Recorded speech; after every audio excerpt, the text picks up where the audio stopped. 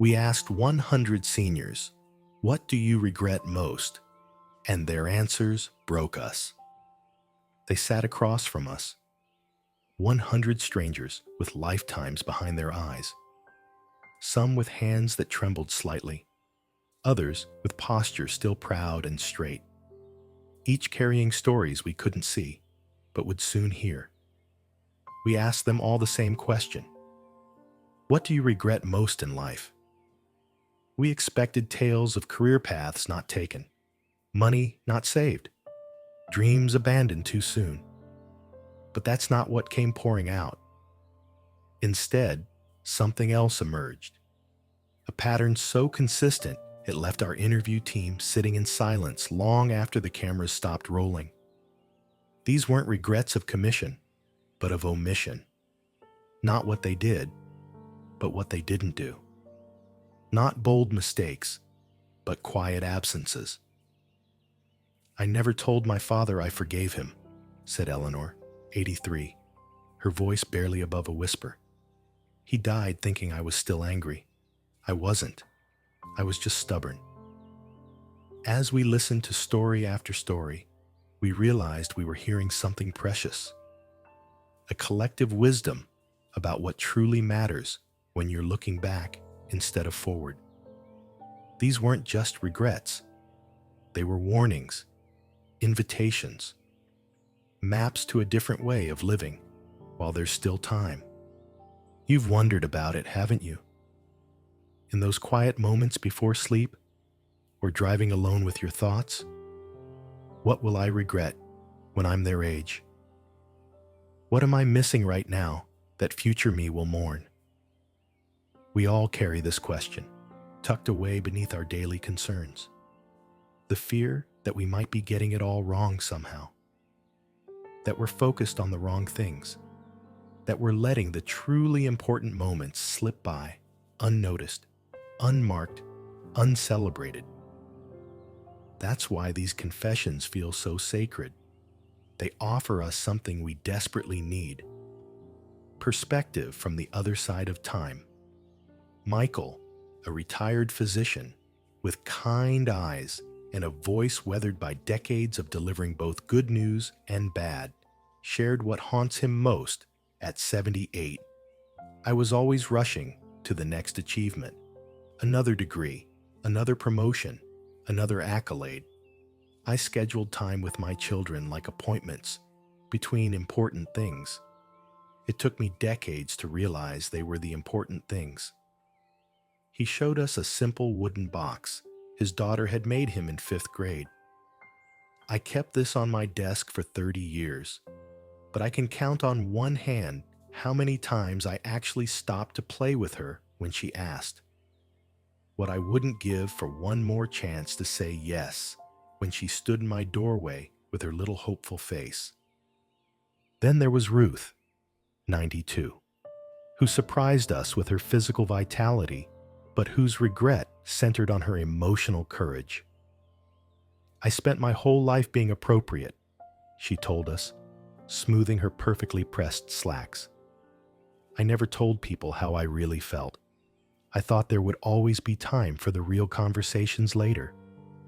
She laughed, a sound like wind chimes. "Later comes faster than you think, dear." We met Thomas, 86, whose wife, of 61 years, sat beside him holding his hand. His regret wasn't about her. They'd built a beautiful life together, but about the friendships he'd let wither. "Men of my generation weren't taught to maintain connections," he explained. "I let my best friends from every chapter of my life fade away because I was too busy or too proud to be vulnerable. Now they're gone, and with them, the only other people who remember my younger self, who knew me when I was becoming me." Amara, at 75, carried a regret that seemed to physically weigh on her shoulders. "I never stood up to my sister when she was cruel to others. I never wanted to rock the boat." She looked down at her hands. "What does it profit a woman to keep the peace her whole life but lose her self-respect?" I should have been braver with my voice. As these stories accumulated, certain truths emerged like stars appearing at dusk, subtle at first, then undeniably bright. Time is not a renewable resource. While this seems obvious, our seniors spoke of time with a reverence that only comes from watching it dwindle. They described how they once felt immortal, postponing joy and connection for some future date that never quite arrived. The lesson wasn't to abandon responsibility, but to recognize that time spent with loved ones isn't time wasted. It's time invested in what ultimately matters most. Courage is quieter than we think. These weren't regrets about not climbing mountains or starting businesses. They were about not speaking truth in ordinary moments, not expressing love when it was felt, not extending forgiveness when it could heal. Our seniors taught us that the bravest moments often happen in living rooms and across dinner tables, not on battlefields or stages. Helen, at 96, the oldest person we interviewed, delivered the statement that changed everything. With remarkable clarity, she leaned forward and said, "The secret is that no one feels ready for the important moments. You think the grown-ups know what they're doing? We're all just practicing as we go." She let that sink in before continuing. I spent decades waiting to feel qualified for my own life, waiting to feel ready to have hard conversations, to make big changes, to love without reservation. But readiness is a myth. Life happens now, ready or not. What if regret itself isn't the enemy, but a teacher? These elders showed us that regret can be a compass rather than a burden, pointing not toward what we should punish ourselves for, but toward what we truly value. Our culture fears regret, avoiding it at all costs.